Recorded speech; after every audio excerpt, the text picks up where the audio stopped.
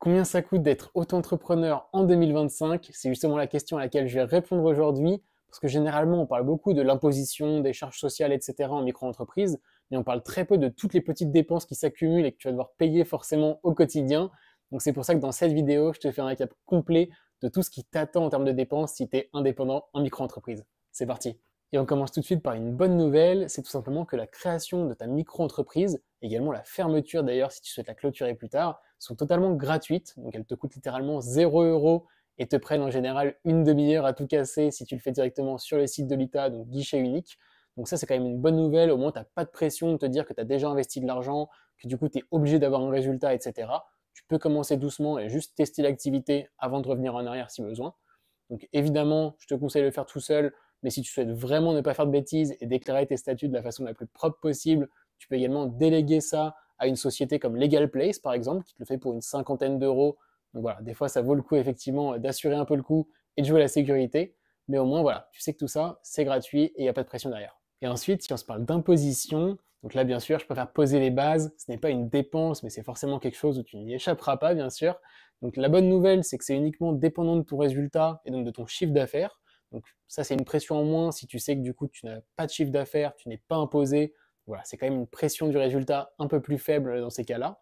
Mais par contre, évidemment, du coup, si tu es imposé, là, tu vas être éligible au barème progressif de l'impôt sur le revenu, donc avec le système de tranche forcément qui va dépendre de ton chiffre d'affaires. Et ce qui est pas mal, c'est que du coup, tu vas avoir un abattement de 34%. Donc en prestation de service, tu ne vas être imposé que sur 66% de ton chiffre d'affaires.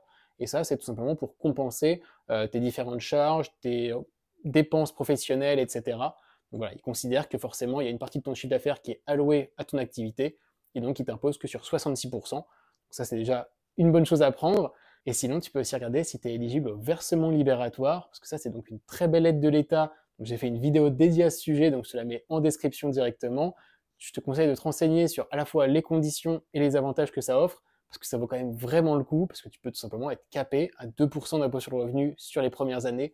Donc ça vaut quand même sacrément le coup. Évidemment, voilà. Je te laisse découvrir si tu es éligible, mais ça, c'est quand même quelque chose de plutôt sympa. Ensuite, en termes d'URSSAF et donc de cotisation sociale, on reste sur le même principe pour le coup. C'est donc l'application d'un pourcentage à l'ensemble de ton chiffre d'affaires cette fois-ci.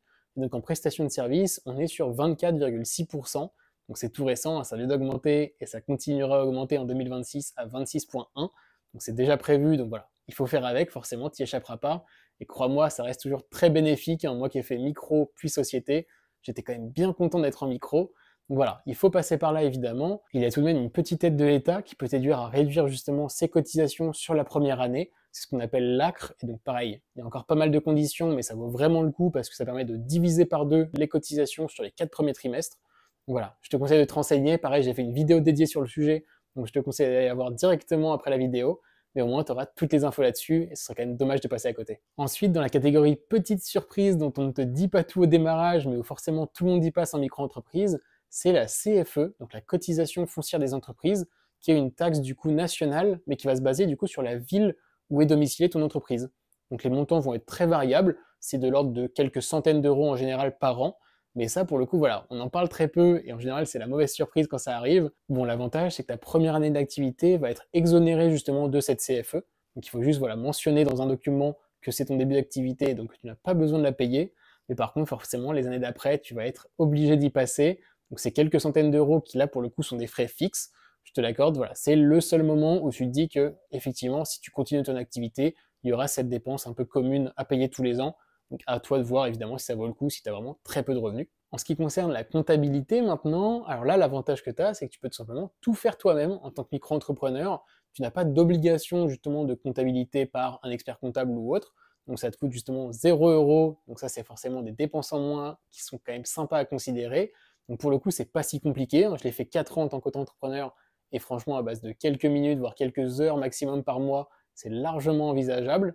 Donc je te conseille voilà, de le faire toi-même et de te renseigner, mais il y a des outils qui le font très bien pour toi. Et sinon, évidemment, si tu veux vraiment tout déléguer et ne pas prendre de risques, je te conseille donc Legal Place, par exemple, qui peut gérer ta comptabilité en micro.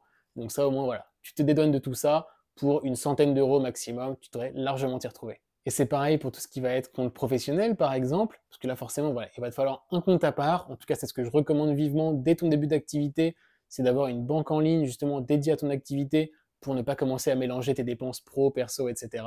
Donc il y a des banques en ligne qui le font gratuitement pour le coup. Donc là évidemment moi je te recommande Indy, dont j'ai déjà parlé dans quelques vidéos, mais qui fait ça très bien et qui t'aide justement sur la compta comme on disait avant.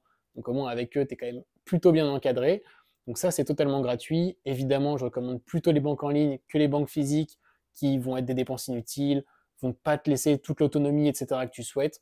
Donc voilà, moi mon avis est très tranché là-dessus, c'est plutôt du Indy ou alors du Shine par exemple, si tu veux quelque chose de plus premium, avec des estimations de tes cotisations en temps réel, des rappels de tes déclarations à faire, etc. Il y a quand même des très beaux outils au sein de Shine, donc je peux te les recommander également. Je l'ai utilisé pendant 3 ans, donc franchement voilà, ça vaut le coup. Donc voilà, je te laisse faire ton choix, mais encore une fois, ça peut être soit du gratuit, soit des dépenses mensuelles quand même très faibles, à base de 10-12 euros par mois maximum. Ensuite, l'avant-dernière dépense que moi je considère obligatoire pour le coup, c'est ta mutuelle santé.